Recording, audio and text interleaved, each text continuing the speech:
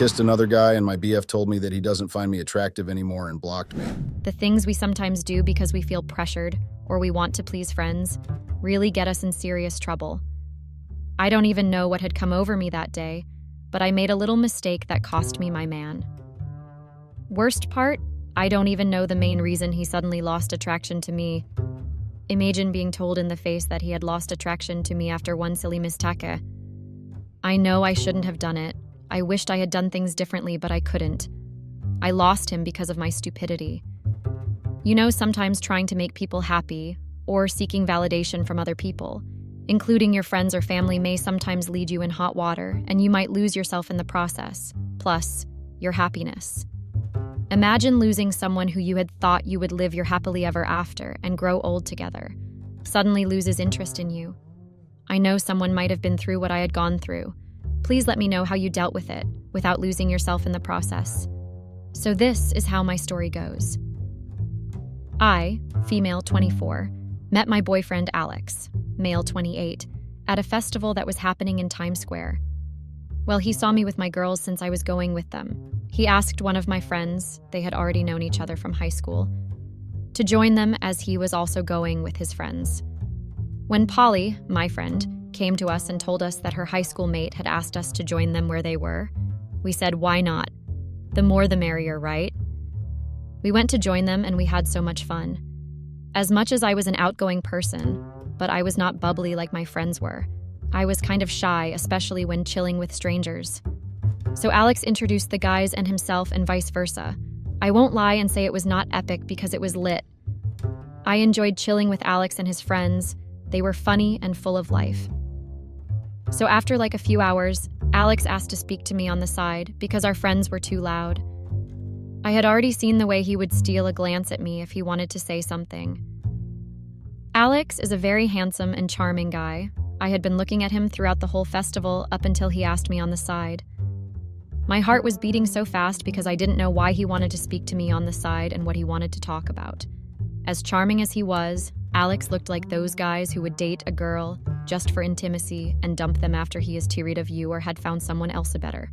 I agreed to speak to him. Well, more like him speaking to me because he was the one who asked me on the side. He started by complimenting me and telling me that he would like to see me again after the festival and it would be just the two of us. Yes, he was charming and all that, but I didn't trust him. I couldn't trust him. I mean, I had just met him in like 2 seconds, and already he wanted to take me on a date. That was a very bad move for him. I opted to give him my number. I couldn't go out with him the day after I had seen him once.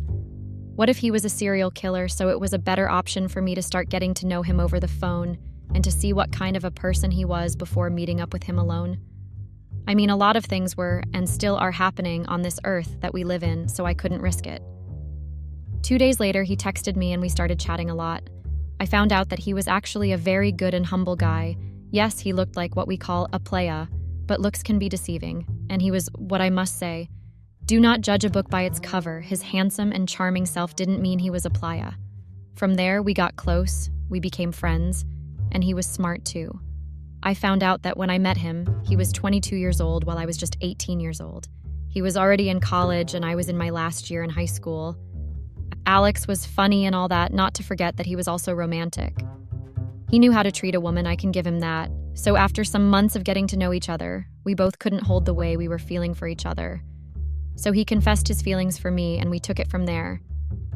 A relationship was formed, though Polly was kind of against it and told me Alex would leave me once he is enough of me or he no longer felt attracted to me. I thought she was just jealous of my relationship with Alex, but turned out she was just looking out for me. And that time, I had cut off our friendship. I don't want to lie. I regret not taking Polly's advice. But what's done is done, right? We had been dating for 3 years, and everything had been perfect. Alex was handsome, charming, and kind, and I had fallen deeply in love with him. But on that fateful night, I had let my guard down and made a mistake that would haunt me for weeks to come. So my friends and I had planned a girls' getaway trip. We just wanted to have fun and be away from home for the weekend. I was living with my parents in Bryanston and would go to Alex's apartment every now and then. Our relationship was a bliss. We were happy and so much in love. I don't really know the real reason why he suddenly got unattracted to me, because I knew that my small mistake that I had made was not going to make him lose interest in me all of a sudden. The way our relationship looked promising and too perfect. I had hoped that we would end up together forever. I had even introduced him to my parents, and my mother loved him so much. They treated him like their own son, but I guess I had introduced him way too soon. The girls and I went to Dubai for our weekend getaway. We had so much fun. The trip was everything that I had hoped for: sun, sand, and endless fun. But on the third night of our trip, I made a little mistake. So we got other friends there who were also on a holiday, so we joined parties and we had epic fun. No one was guarding anyone. We were all old enough to take care of ourselves, so I had too many drinks. While Alex, on the other hand, had started stressing me out, he had been acting a bit off and cagey. I didn't know what was going on with him, because if I asked him, he would just blow. I had thought he was going through something serious, so he needed to deal with it alone, so I gave him some space and time alone. Time passed, and his behavior got worse, to a point that we would argue a lot. I had suspicions that he was cheating, because whenever I would go to his apartment, he would just act weird or go out with his friends. It was like I was dating his apartment furniture because he was never home. Even our intimacy had started slacking. He would suddenly lose interest during the moment. The trip with the girls really helped me unwind and forget about Alex's issues that he didn't want to share with me. So as we were in Dubai, the group of friends that we had found there were actually there to celebrate one of their friends' birthday party. So they asked us to join them. Some of them were going with their girlfriends, while others were going alone. I missed Alex so much, but I couldn't let him and his issues ruin my weekend getaway. So I pushed everything back and lived in the moment. I had too many drinks, and I was feeling carefree and silly, and before I knew it, I was dancing on the table, singing at the top of my lungs. The guys were laughing and cheering me on, and I loved the attention I was getting. I was letting my wild and happy self loose a little. As I was busy dancing and having fun, I saw this guy by the bar of the club that we were in. He had piercing blue eyes and a charming smile. He was standing at the bar, watching me with interest, and I couldn't help but feel drawn to him. I knew it was wrong, but I couldn't resist. He kept looking at me with his sexy eyes. I decided to stop dancing and catch my breath, so I went to the bar to get water because I was too sloshed. He came over to the side where I was getting my cold water, and he introduced himself as Michael. He was even more charming when you looked at him closer. I didn't believe him because I knew myself that when it came to dancing, I had 2 left feet. But I managed to make a plan and move my body whenever I am in the moment or tipsy or drunk. I don't remember much of what we talked about, but I do remember feeling alive and carefree for the first time in months. It was exhilarating, and I couldn't help but wonder what it would be like to be with Alex. But as soon as the thought crossed my mind, I felt a pang of guilt. I knew I was with Alex and I loved him. It was just that he was going through some things. I don't remember much of what went down. The next morning, I woke up full of regrets, a hangover and a sense of dread. I knew I had made a mistake, and I couldn't bear the thought of telling Alex what had happened. I knew that I had betrayed Alex's trust, and I was terrified of how he would react if he was to find out. I tried to push the thought out of my mind and enjoy the rest of the trip, but I just couldn't shake off the feeling of guilt and shame. So as I lay there, I heard a knock at the door. It was Alex, and he looked angry. I was pretty much shocked because I had left Alex behind. I wondered how he got to Dubai. I asked what he was doing there. Instead of answering, he just slapped me. He was fuming. I had never seen Alex being angry like that ever since we had started dating. He asked me what had happened the previous night. I got puzzled because I didn't know nor remember what he was talking about. So I asked him what he was talking about. He started throwing tantrums at me and demanding the truth out of me. So I told him that the girls and I went to the club, and we saw a group of guys with their girlfriends who invited us to join their party, as they were celebrating one of their friends' birthdays. But I left the handsome guy's situation aside because I knew he would just blow out and things would get out of hand. I tried changing the topic to something else. I asked why he came all the way from New York to Dubai, and who told him that we were at the guest house. I started interrogating him because it showed that someone had told him where we were and what had gone down the previous night.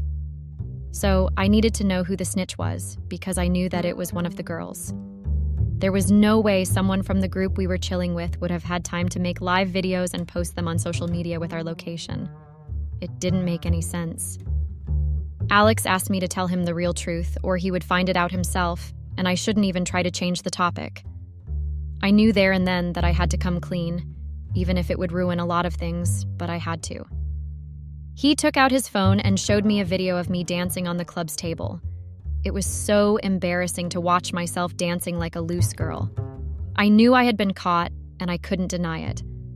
I took a deep breath and told him everything, from the moment we went to the club to when I saw the stranger and to the moment I woke up on that morning. Alex listened to me, his face growing more and angrier with each passing word. When I finished, he stood up and paced the room, his hands shaking with rage. He asked me questions I didn't even know how to answer because surely, if I were to answer them, he would get more furious and maybe do something he would regret someday. I know that Alex had anger and trust issues which were caused by his parents, but I had thought he had changed since he had gone to therapy, but you would never know with people who knew how to pretend as if everything was well. He asked why I did what I did to him, and that he thought him and I had something special going on, but he didn't think he would be able to trust me again, after what I had done. Those words pierced through my heart.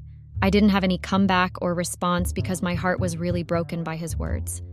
I knew that I had messed up big time, and there was no chance that our relationship would have survived that situation. The chances were like 0.1% to nothing, and there was nothing I would have done.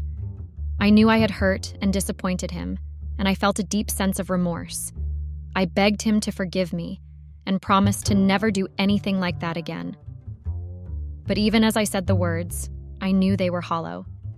I had made a mistake, and there was no taking it back. I hated the person who took the video of me dancing over the club's table, and I knew that I had to find out who it was, because with their forward tendencies, they had destroyed my relationship with Alex. I also had to find the person who told him the guest house we had booked in. I thought I had friends who would have my back no matter what, but I had snakes, and I realized that very late. Over the next few weeks, Alex distanced himself from me. He stopped answering my calls and texts, and I knew he was punishing me for my mistake. I tried to reach out to him, but he wouldn't have it. During those weeks, I had found out who had sent the guest house's location and a video of me dancing over the table to Alex. Well, one of the girls that I had thought were friends had sent it to Polly, my ex-friend. And Polly, because she was the one who had Alex's numbers, she had forwarded it to him just to spite me. I just couldn't believe it. I thought the girls had my back, but clearly they didn't. Instead, they were backstabbers.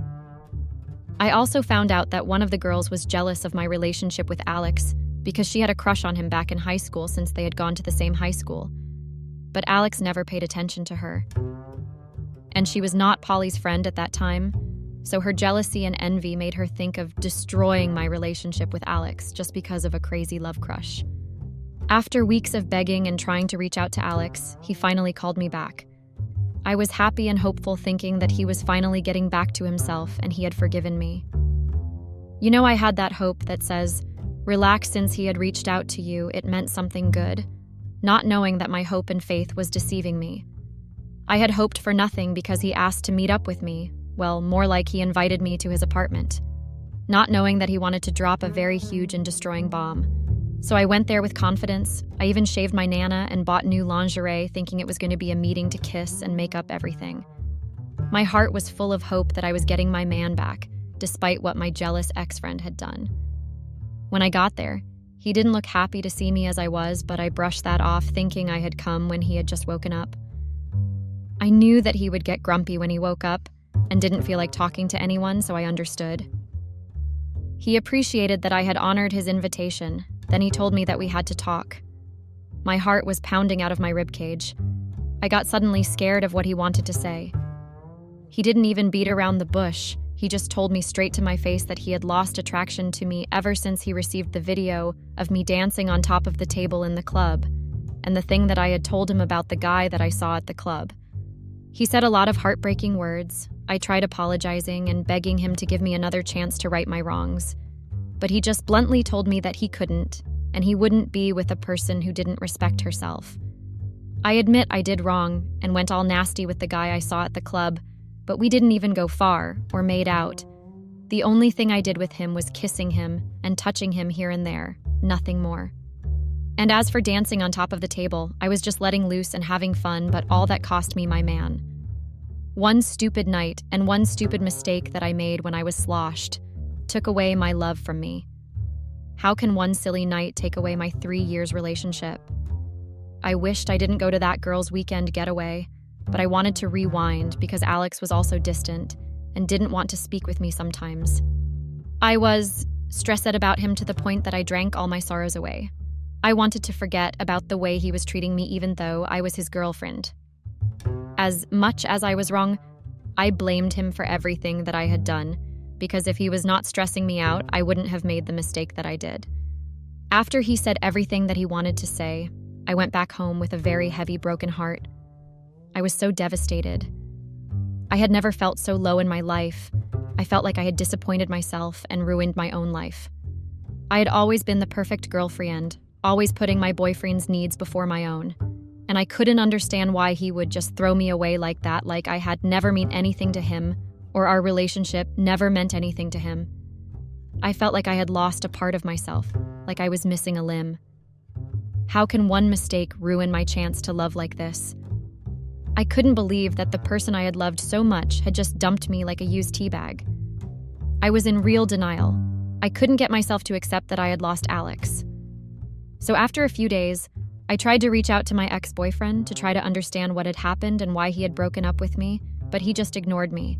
He had blocked me on all social media and wouldn't answer my calls or texts. It was like he had disappeared from my life completely, and that shattered me to the core. A few weeks passed, and I was left alone to pick up the pieces of my shattered heart. I spent days in bed, unable to eat or sleep, just staring at the ceiling and wondering what I had done wrong. I felt like I was drowning in my own tears, like I was suffocating under the weight of my own grief. My parents were worried about me because they were taking turns on checking if I was still okay. It was just too much to bear. I couldn't even face my own parents. I felt like the shame of a mistake I had made was written on my forehead, and the whole world was seeing what I had done. I was slowly sinking into depression. I had no friends, no boyfriend. I was just me. I had cut all of the friends I had because I couldn't trust them anymore. I didn't know who to and not to trust anymore because they had shown me that they were not real friends that one could rely on, but they were poisonous snakes that would bite you and leave you with a very huge scar and a deadly poison in your system that would eat all your body cells and destroys them bit by bit until you were left with nothing, then you would die. Those were the friends I had. 2 weeks of feeling sorry for myself and closing myself in my bedroom, I then decided to wake up and stop having a pity party for myself because it was not going to unbreak my heart, nor bring back Alex, or undo the mistake that I made. So I began to realize that I needed to get up and move on. I couldn't change the past, but I could control my future. I started by taking care of myself, by eating healthy and exercising regularly. I also started seeing a therapist to help me work through my feelings and come to terms with the breakup.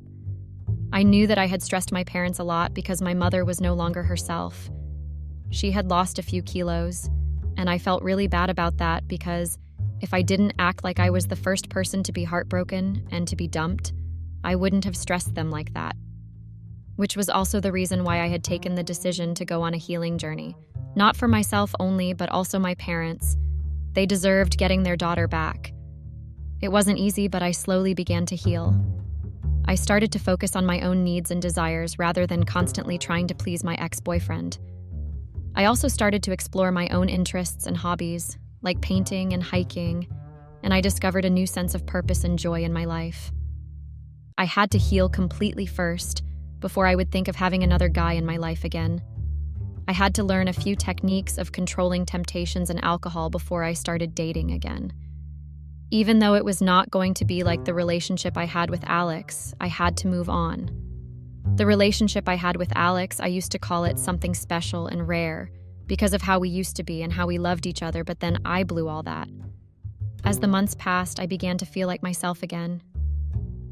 I still had moments of sadness and regret, but they were fewer and farther between.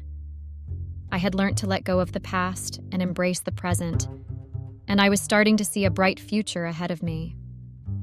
My parents were happy with my improvement, so I decided to start a small business that would help me not to be cooped up in the house the whole day.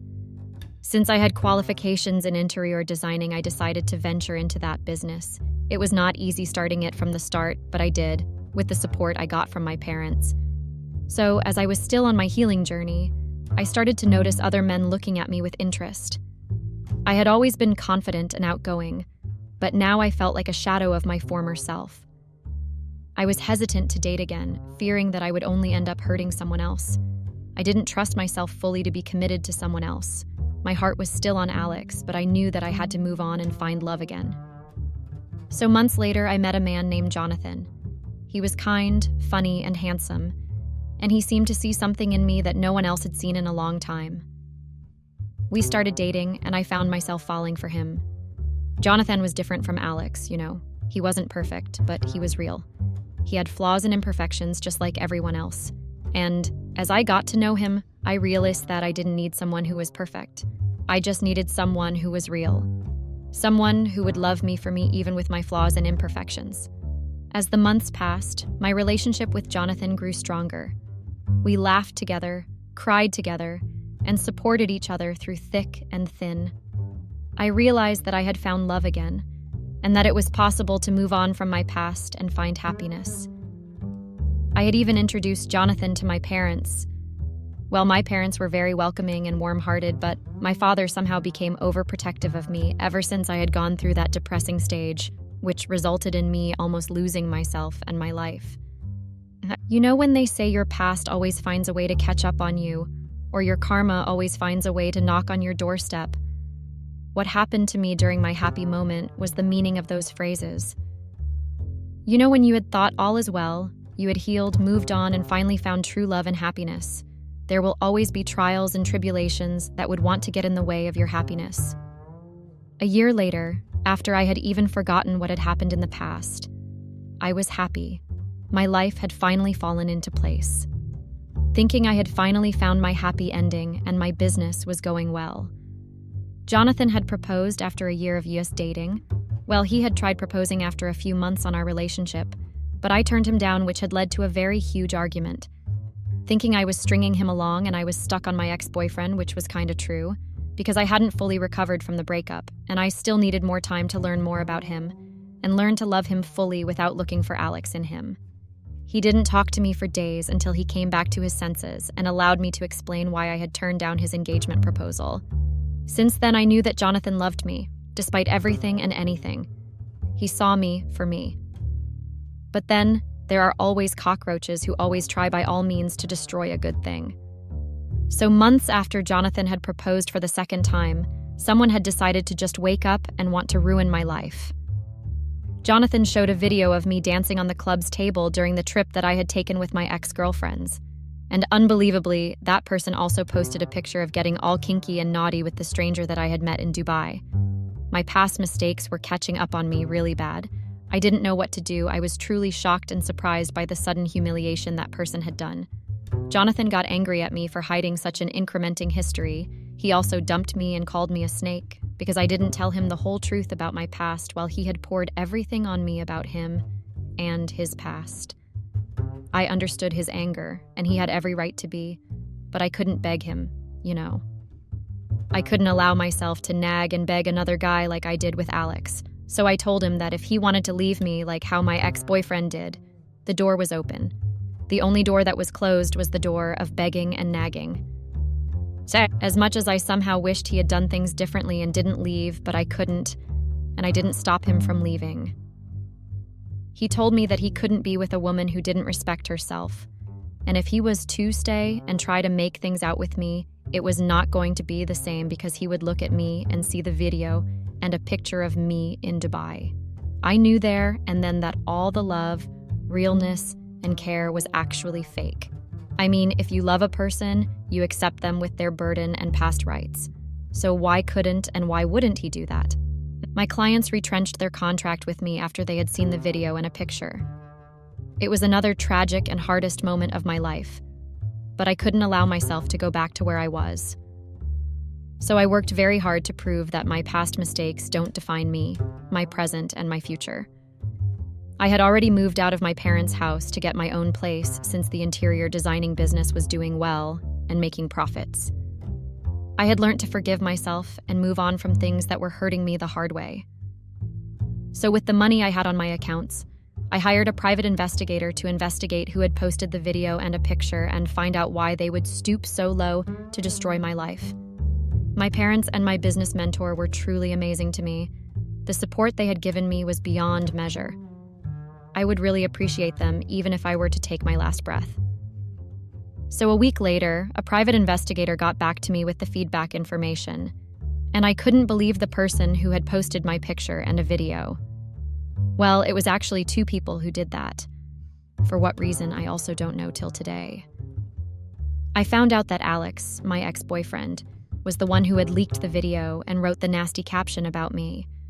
Well, I should have known that the video had Alex written all over it. I don't even know how I missed his writing or typing style.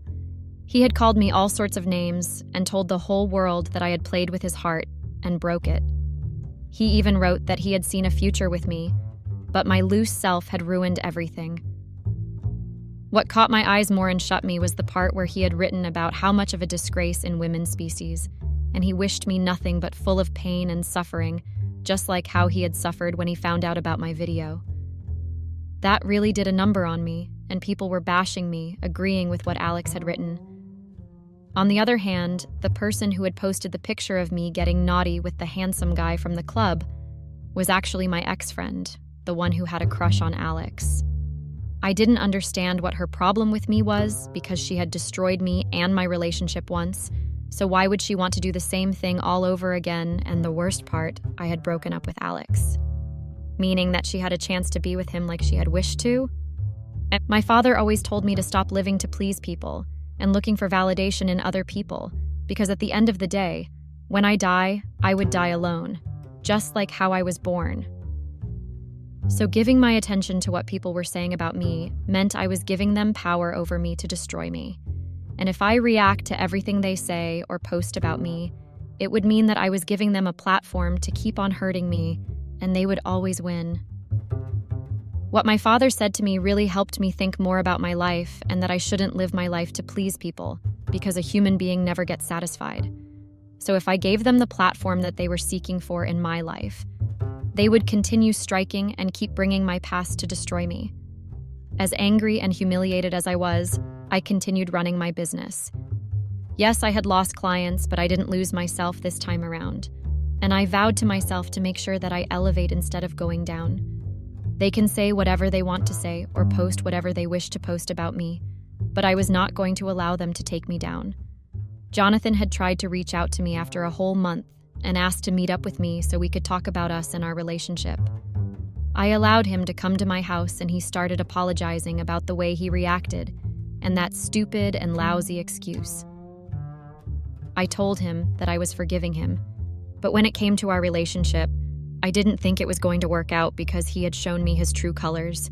He had proved himself to be an unreliable person and that he would always run away whenever things go south, or he finds something about me and my past mistakes, so I was fine alone. Ever since then, I didn't even try to get into any relationships. It had only been me and my parents. And I had been so much at peace and happy. Alex came to see me at my workplace to apologize, but I gave him the same answer that I had given Jonathan. I am now living my life for myself and I am truly happy without any man. My small mistake taught me to look deeper in people before letting them in my life and use the love word. As much as I had done wrong by Alex, do you guys think I took the right decision not to fight for him? Or do you think it was a good idea to let go of Jonathan? Please give me some tips and advice on how I should have dealt with the issues. Good day. I don't know if I'll be able to string these words together. My head is a mess at the moment and I don't know how to act. I'm writing this now to see if I can get it off my mind. My pregnant wife has been lying to me for a while now, and I just found out that not only is she lying, she's cheating too. I, 37 male, have been married to my wife, 35-year-old female, for about 7 years now. We have no children, although she's pregnant as I'm writing this. A few months back, I started noticing some changes in my wife's behaviors. She was always a shy, quiet, and all-in-all introverted lady, and that was one of the reasons why I first fell in love with her. We used to cuddle for long hours, without saying a single word to each other, and for someone who's working. Life is very stressful, that was all I needed.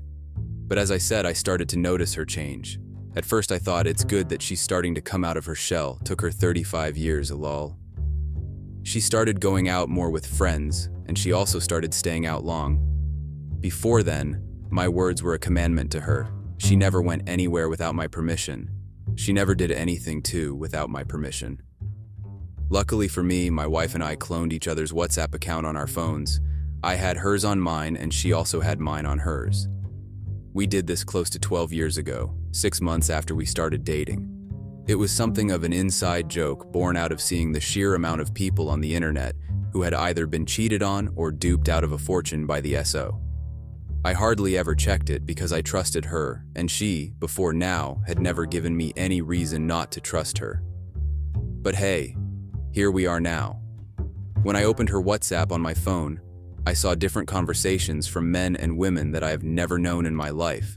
Many of those messages were inconsistent, as though she was deleting them. I started to get a little bit suspicious of what was going on.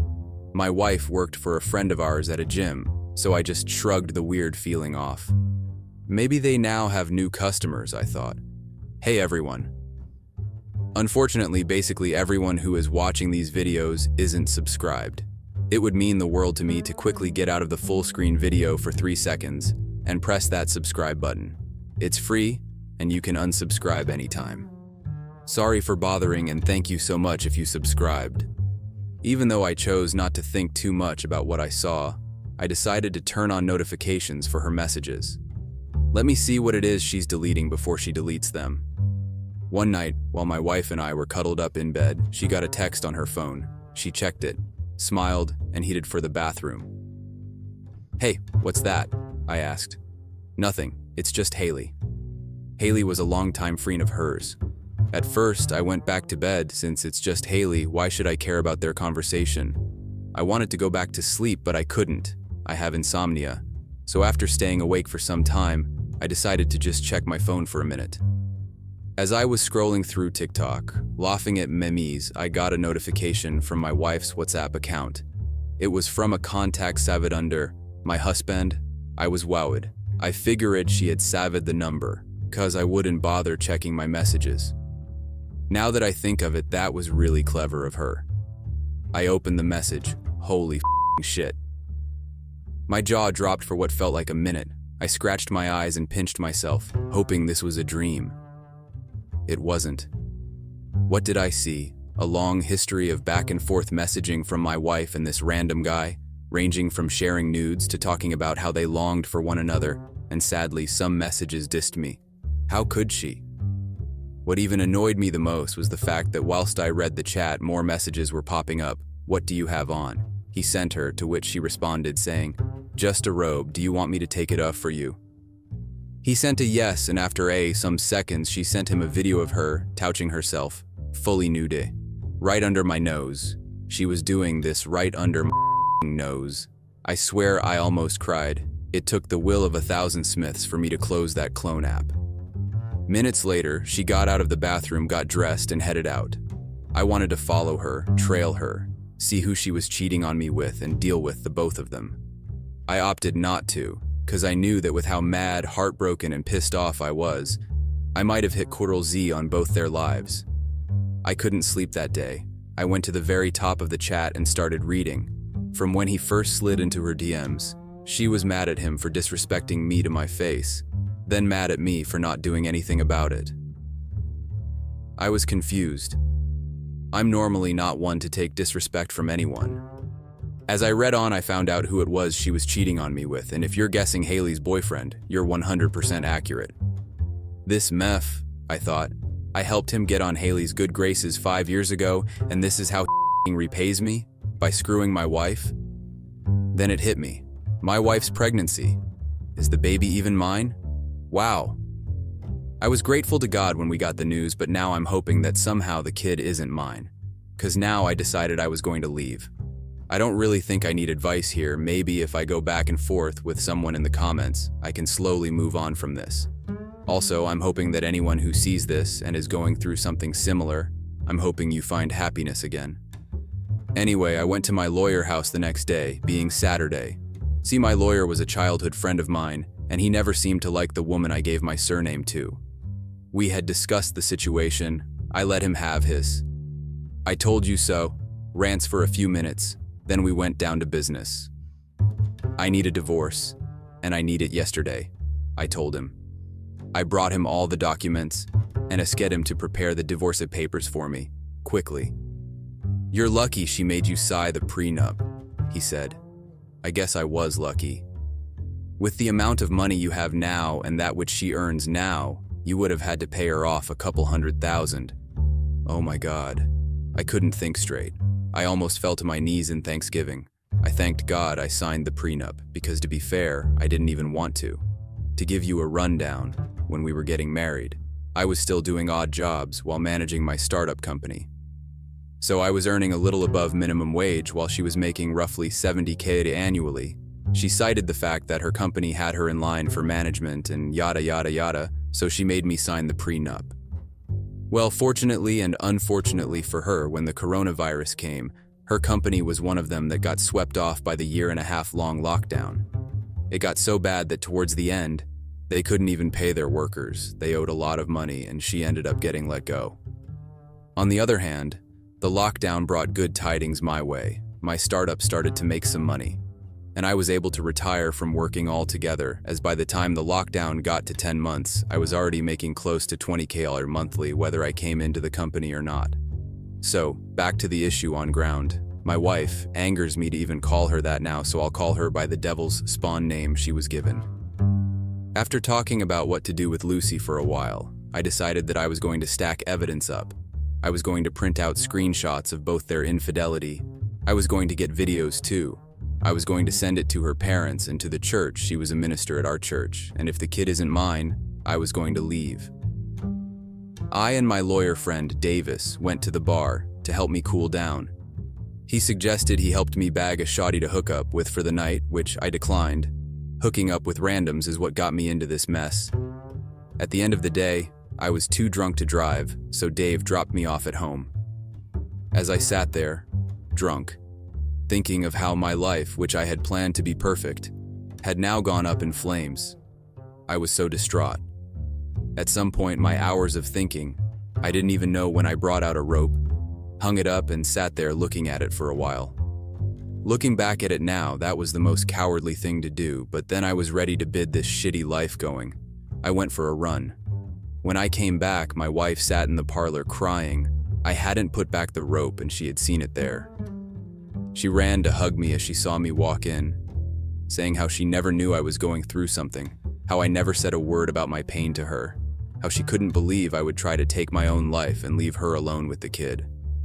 I was disgusted by her words. The mere sight of the woman I had loved for over 10 years now started to make my stomach turn. She tried to kiss me, saying everything would be all right. I bowed my head. She thought it was 'cause I was still depressed or whatever. At that moment, I looked her in the eyes and asked her, "Is there anything you want to tell me?" She froze, looking at me like she was trying to read my mind. I repeated the question, "Is there anything you want to tell me?" Could you believe this devil's child tried to gaslight me? Me? How dare she try to play the mind games? "What do you mean?" she asked. "Are you crazy?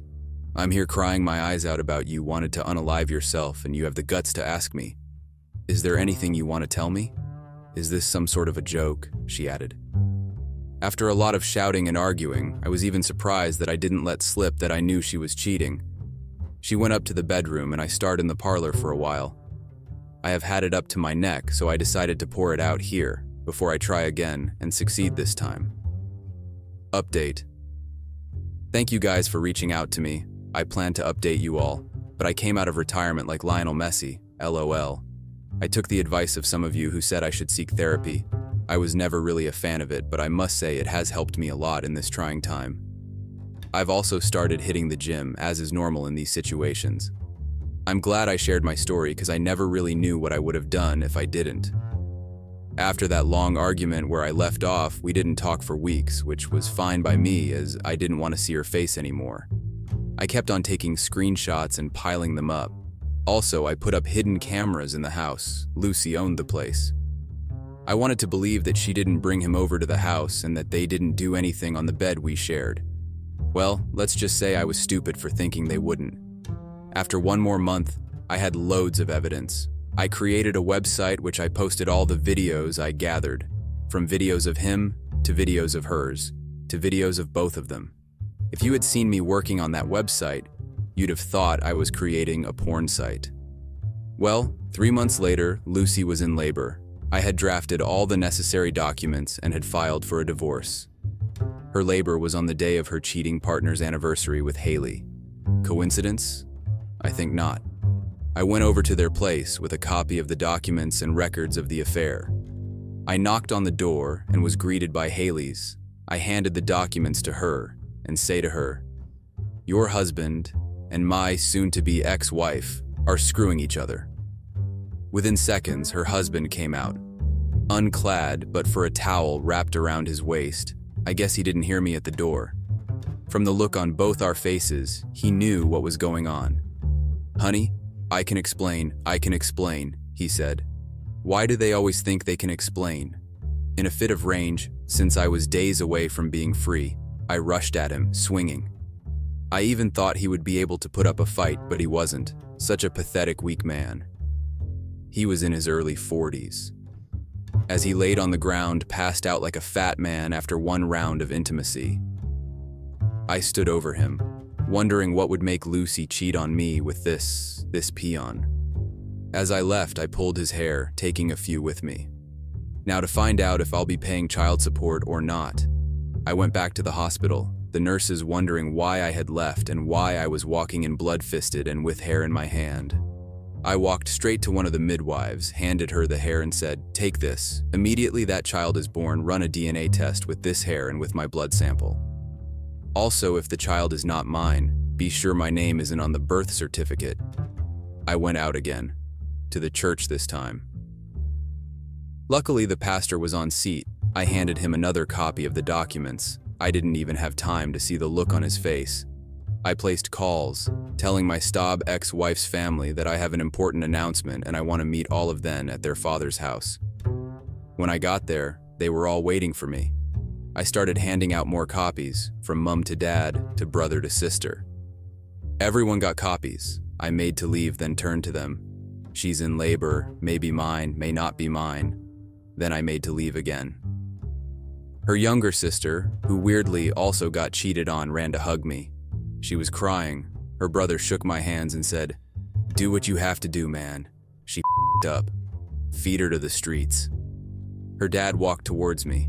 A tear in his eyes, he stood in front of me for a while, both of us eyeballing each other. Then he spoke. "You've been the best partner any of my children has had, and you've been my favorite in-law. I know you're going to split from her, and frankly, I'm not asking you guys to stay together. I just want you to know, I didn't raise her this way." He hugged me, and for the first time in this whole ordeal, I cried. I headed home, called Davies, and set up the final phase. The big reveal. I had decorated the whole house with balloons and baby stuff, and hung a big sign on the wall which read, "I know what you did." I went back to the hospital. I had already missed the birth of the child, and this woman who doesn't know we are soon getting separated had the audacity to frown. She wanted to argue with me for missing the childbirth, but she needed her rest. I asked to see the child. The nurse looked at me. She had a sad look on her face. I knew what she meant. The child wasn't mine. I had mixed feelings about it. Happy that I don't have anything that would make me have to see this woman again, and sad that I didn't have a child. I went outside and made more phone calls. I called everyone to come to the house that we were celebrating the birthday of the child. Lots of other people in the neighborhood who knew her and us. I really wanted to crush this woman's whole life. Hours later, the doctor let us leave. I thanked the nurse for not putting my name on the BC and left. She tried to argue with me on the way home, but I stayed quiet. I had her right where I wanted her. On getting home, we were greeted by everyone. I was happy. Everyone was here. Her childhood friends, her work colleagues at her new job as a secretary, some well-wishers from the church. Yes, This was the first time I was happy in a while. I was ready to drink her tears. Davis was inside. I had him turn on the 102's plasma TV in the room and had it displaying the videos of her infidelity. We walked in. Her eyes first went to the big sign on the wall. Then everyone walked in ready for a party of some sorts. Psych. I must admit, ruining her life was probably what made me finally find peace. I had washed her dirty laundry in the open lol. She fainted. I waited for her to awake, then handed her the divorce papers. Davis said to her, "You see, the only good thing about this is you made him sign a prenup thinking he'd want your money. Now you're broke and you're not going to get any divorce settlements." She tried to plead, to hold me in her arms and cry and beg. I laughed and looked at her, then I said, "Remember that day when you found the rope? That day I wanted to end my own life? It was because of you. I gave you a chance to come clean to me, but you decided to pee all over my grave. I was as good as dead then, and you laughed in my face, you mocked me. Well, it's payback time." I looked her in the eyes and said, "I'm done. We're done." Then I reached for my pocket, pulled out my phone, blocked and deleted her number right there and then, in front of her and everybody. She was still crying, snort and mucus coming out of her nose and mouth. She looked at me and said, "Babe, stop. Think about our child. I love you. Don't leave me. Please." I laughed TBH. She didn't know I already tested the kid. I reached again for my pocket, pulling out the DNA results. I placed it on the table, and in true Michael Jackson fashion, I said, "But the kid is not my son," as I moonwalked out of the crowd. 2 weeks later, the divorce was final. Very quick, very smooth. I paid nothing, shared nothing, as we didn't even have a joint account. I was free. I saw her only at the depositions. She was a shadow of herself. She wore my clothes to the both of them. It was funny, I swear. Looking at this woman who I loved for 10 years, this woman who, 8 months ago, I would have given my life for without questions, I felt nada. Nada. I won't be updating any further, as I think I have done the story justice. As for how my life is now, I'm just alive in the moment. Davis and I go out once a week to pick up some ladies to hook up with. I've become very fit from the months of living in the gym lol. So I've become a real ladies' man. As for my ex-wife, I've not heard from her in 3 months. I heard her mum died a few days after I visited. Something, heart failure, I didn't check up. I've continued my therapy, with my therapist very disappointed by my scorched earth revenge. Thank you for reading and responding. I'll take all your judgments and criticism, praise and support in. But hey, as I said, this is goodbye.